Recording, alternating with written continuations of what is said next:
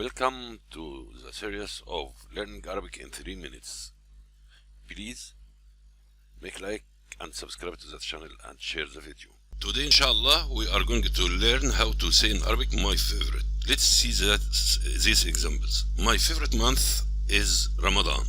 My favorite month is Ramadan. How to say it in Arabic? Well, we will start with Ramadan. Ramadan شهري المفضل. رمضان شهري المفضل. Okay. The second sentence, my favorite sport is swimming. My favorite sport is swimming. So we will say السباحة رياضتي المفضلة.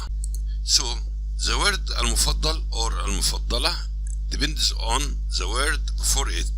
If it is masculine, we will use المفضل. If it is feminine, we will use المفضلة. Okay.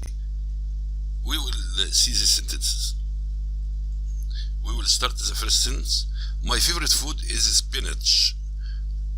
My favorite food is spinach. So we will start with السبانخ طعامي المفضل. Second sentence, my favorite color is blue.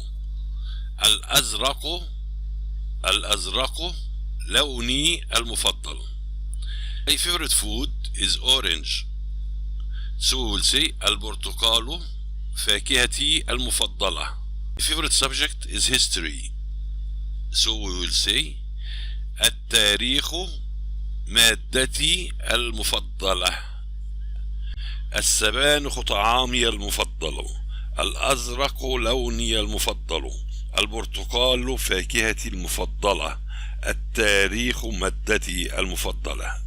That is the end of our lesson today. I hope it was useful, and if you have any question you can write in the comment and I'll reply to you. Assalamu alaikum.